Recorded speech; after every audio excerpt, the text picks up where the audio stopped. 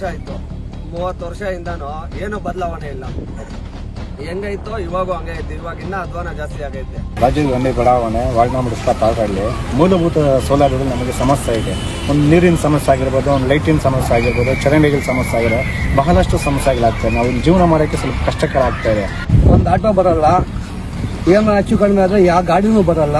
ನಡ್ಕೊಂಡು ಹೋಗ್ಬೇಕು, ನಡ್ಕೊಂಡು ಬರಬೇಕು.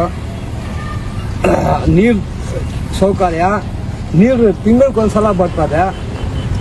ಕೌನ್ಸಿಲರ್ ನೀರು ಹೋದ್ರೆ ಬರ್ತದೆ ಅಂತ ಹೇಳ್ತಾ ಓದ್ತಾ ಇರ್ತಾನೆ ಅಷ್ಟೇ. ನೋಡಿ, ಈ ತರ ಇದೆ ಪರಿಸ್ಥಿತಿ ವಾರ್ಡ್ನಲ್ಲಿ. ಯಾರ ಗಮನಿಗೆ ತಿಳಿಸಿದ್ರು ಯಾರು ಇಲ್ಲಿ ಅಧಿಕಾರಿಗಳು ಅವರು ಯಾರು ಬಂದು ನೋಡೋರು ಯಾರು ಇಲ್ಲ ಇಲ್ಲಿ. ಅಲ್ಲಿ ಸ್ಕೂಲ್ ಮುಂದೆ ನೋಡಿದ್ರೆ ಜಾಸ್ತಿ ರಚ್ಚು, ಒಬ್ರು ಹೋಗೋಕ್ಕಾಗಲ್ಲ, ಒಬ್ರು ಬರೋಕ್ಕಾಗಲ್ಲ. ಅಲ್ಲಿ ಮೇನ್ ರೋಡ್ನಲ್ಲಿ ನೋಡಿದ್ರೆ ಡೈಲಿ ಒಂದೊಂದು ಬಸ್ಸು ಆಕ್ಸಿಡೆಂಟ್ ಆಗ್ತದೆ. ಯಾರು ಅದಕ್ಕೆಲ್ಲ ಕಾರಣ? ನನ್ನ ಹೆಸರು ಅಪ್ಪಾಜಿ ಅಂತ, ರಾಜೀವ್ ಗಾಂಧಿ ಲೇಔಟ್ ನಿವಾಸಿ, ವಾರ್ಡ್ ನಂಬರ್ 26. ಇಲ್ಲಿ ನಾವು ಬಂದು 30 ವರ್ಷ ಆಯ್ತು. 30 ವರ್ಷದಿಂದಾನು ಏನು ಬದಲಾವಣೆ ಇಲ್ಲ. ಹೆಂಗೈತೋ ಇವಾಗೂ ಹಂಗೆ ಐತೆ. ಇವಾಗ ಇನ್ನ ಅಧ್ವಾನ ಜಾಸ್ತಿ ಆಗೈತೆ. ಅವತ್ತು ಜನಸಂಖ್ಯೆ ಕಮ್ಮಿ ಇತ್ತು ಅವಾಗ ನಾವು ಬಂದಾಗ. ಇವಾಗ ಅದಕ್ಕಿಂತ 1 ಡಬಲ್ ಟ್ರಿಬಲ್ ಆಗೈತೆ ಜನಸಂಖ್ಯೆ. ಆದಷ್ಟು ಕೆಲ್ಸಗಳು ಒಂದು ಆಗ್ತಾ ಇಲ್ಲ. ಇಲ್ಲಿ ಒಂದು ಹೆಂಗಸರು ಪ್ರೆಗ್ನೆಂಟ್ ಆದ್ರೂ ಅವ್ರು ಕರ್ಕೊಂಡು ಹೋಗ್ಬೇಕಂದ್ರೆ ಸರಿಯಾದ ದಾರಿ ಇಲ್ಲ. ಇಲ್ಲಿ ಒಂದು ಪ್ರೆಗ್ನೆಂಟ್ ಲೇಡೀಸ್ ಕರ್ಕೊಂಡು ಹೋಗಕ್ಕ ಒಂದು ಸರಿಯಾದ ದಾರಿನೂ ಇಲ್ಲ. ಯಾವ್ದೂ ಅಷ್ಟೇ. ಎಲ್ಲಾದ್ರೂ ಹೋಗ್ಲಿ ಮುನಿಗಳು ಇದು ಮತ್ತೆ ಇದು ಡೆಂಗು ಜ್ವರ ಅವು ಬರೋದಕ್ಕೆಲ್ಲಾನು ಚರಂಡಿ ಯಾವ್ದು ಕ್ಲೀನ್ ಮಾಡಲ್ಲ, ಯಾರು ಬರೋದಿಲ್ಲ. ಒಂದು ಬ್ಲೀಚಿಂಗ್ ಪೌಡರ್ ಹಾಕಲ್ಲ, ಒಂದು ನೀರ್ ಕೊಡಲ್ಲ ಸರಿಯಾಗಿ.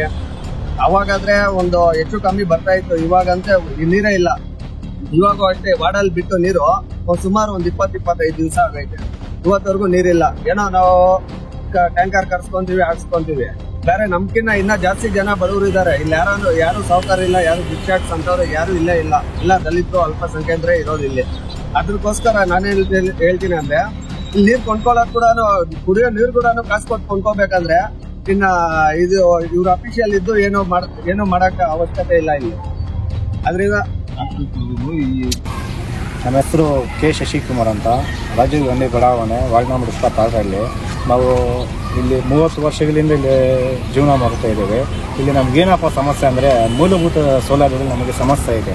ಒಂದು ನೀರಿನ ಸಮಸ್ಯೆ ಆಗಿರ್ಬೋದು, ಒಂದು ಲೈಟಿನ ಸಮಸ್ಯೆ ಆಗಿರ್ಬೋದು, ಚರಂಡಿಗಳ ಸಮಸ್ಯೆ ಆಗಿದೆ. ಬಹಳಷ್ಟು ಸಮಸ್ಯೆಗಳಾಗ್ತದೆ. ನಾವು ಇಲ್ಲಿ ಜೀವನ ಮಾಡೋಕ್ಕೆ ಸ್ವಲ್ಪ ಕಷ್ಟಕರ ಆಗ್ತಾ ಇದೆ.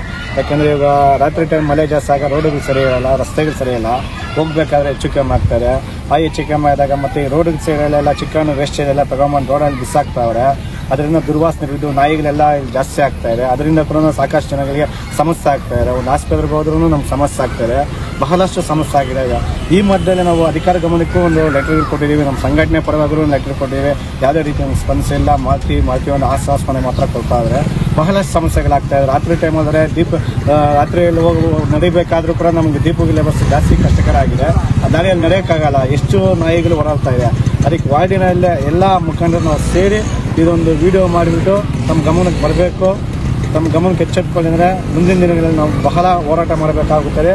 ಅಕಸ್ಮಾತ್ ಇಲ್ಲಿ ಬರುವ ಸಾರ್ವಜನಿಕ ಏನೇ ತೊಂದರೆ ಆದರೂ ಅದು ಅಧಿಕಾರಿಗಳು ಹೊಣೆ ಹಾಕ್ತಾರೆ ಅಂದ್ಬಿಟ್ಟು ನಾವು ಈ ಒಂದು ಅಣ್ಣ ತಮ್ಮಂದರೆಲ್ಲ ಸೇರಿ ಇದೊಂದು ವಿಡಿಯೋ ಮಾಡಿ ನಮ್ಮ ಗಮನಕ್ಕೆ ಕೊಡ್ತಾರೆ. ಈಗಲಾದರೂ ಎಚ್ಚೆತ್ತುಕೊಳ್ಳಿ ಅಂತ ಅಧಿಕಾರಿಗೆ ನಾವೊಂದು ಎಚ್ಚರಿಕೆಯನ್ನು ನೀಡ್ತಿದ್ದೀವಿ. ಒಂದು ಆಟೋ ಬರಲ್ಲ, ಏನು ಹೆಚ್ಚು ಕಡಿಮೆ ಆದರೆ ಯಾವ ಗಾಡಿನೂ ಬರಲ್ಲ. ನಡ್ಕೊಂಡು ಹೋಗ್ಬೇಕು, ನಡ್ಕೊಂಡು ಬರಬೇಕು. ನೀರು ಸೌಕರ್ಯ, ನೀರು ತಿಂಗಳಿಗೊಂದ್ಸಲ ಬರ್ತದೆ.